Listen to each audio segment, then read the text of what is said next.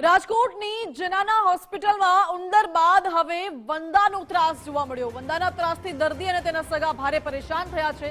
દર્દીના સગાએ વિડીયો બનાવી વાયરલ કર્યો છે। ભૂગર્ભ ગટરમાંથી હોસ્પિટલમાં વંદા આવી રહ્યા છે।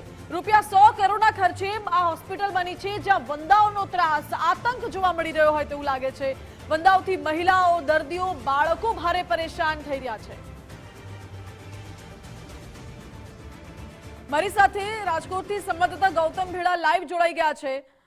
ગૌતમ, રાજકોટમાં આરોગ્ય સેવા કઈ હદે બેફામ, કઈ હદે એવી બગડી રહી છે કે જ્યાં પહેલા ઉંદરોનો ત્રાસ, હોસ્પિટલમાં ગંદકી, શ્વાનનો અને હવે વંદાઓનો ત્રાસ?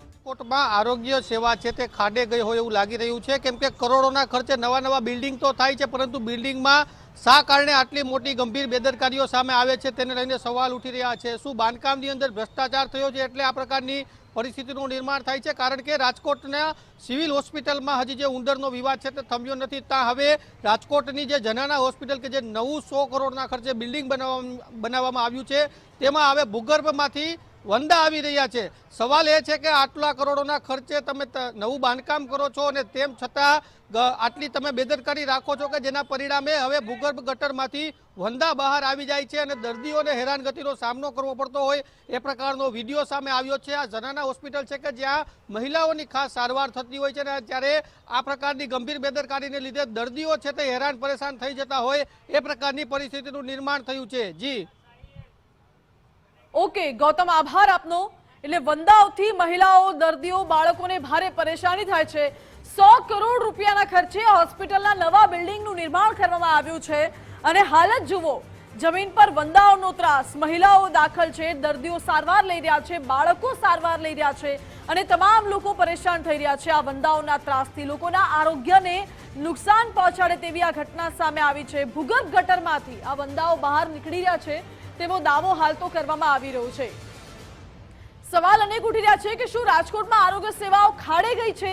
કારણ કે પહેલા તો રાજકોટની સિવિલ હોસ્પિટલ વિવાદમાં આવી, હવે રાજકોટની આ જનાના હોસ્પિટલ જે 100 કરોડ રૂપિયાના ખર્ચે બની છે, અને આવી સ્થિતિ, આવી દયનીય સ્થિતિ હોસ્પિટલની જોવા મળી રહી છે, જ્યાં વંદા ભૂગર્ભ ગટરમાંથી બહાર આવે છે અને જે વોર્ડમાં, જે રૂમમાં દર્દીઓ દાખલ છે તે આજુબાજુ ફરી રહ્યા છે, ટેબલની ઉપર ચડી રહ્યા છે આ વંદાઓ। એક ટેબલ ઉપર જ્યાં દર્દીઓનું ખાવાનું, દર્દીઓનું ભોજન, દર્દીઓની દવા, દર્દીઓનું પાણી રાખવામાં આવે છે, ગ્લુકોઝના બાટલાઓ હોય છે, દવા હોય છે, ઇન્જેક્શન હોય છે, ત્યાં આવા વંદા નીકળવા એટલે કેટલી ગંભીર બાબત કહી શકાય। શું હોસ્પિટલ તંત્રને આટલી ધ્યાન નથી કે પછી હોસ્પિટલના કામમાં ભ્રષ્ટાચાર થયો છે?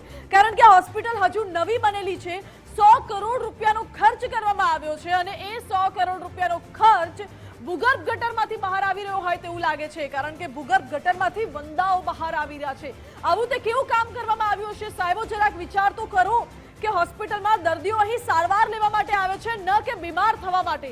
રાજકોટની જનાના હોસ્પિટલના આ દ્રશ્યો, જ્યાં ઉંદર બાદ હવે વંદાનો ત્રાસ જોવા મળી રહ્યો છે। લોકો અહીં આરોગ્યની સેવા લેવા માટે આવે છે, ન કે બીમાર પડવા માટે, પરંતુ રાજકોટમાં આવીને તો લોકો બીમાર પડે હોસ્પિટલમાં તેવો ઘાટ સર્જાયો છે। પહેલા ઉંદરો ફરતા હતા, દર્દીની જે પાણીની બોટલ છે, દર્દીના ટેબલ ઉપર, દર્દીનો બેડ છે, બેડની આજુબાજુ ઉંદરો ફરતા હતા, ઉંદરો માટે પાંજરા મૂકવામાં આવ્યા, ઉંદરો પકડાઈ ગયા, હવે વંદાઓ બહાર આવે છે। હવે આનું શું કરશો સાહેબ તમે? વંદાઓ માટે ક્યાંથી તમે કઈ લાવશો? હજુ તો નવી હોસ્પિટલ છે, 100 કરોડ રૂપિયા ગયા ક્યાં? ગજવામાં ગયા છે કે કેમ તે સવાલ ઉઠે છે।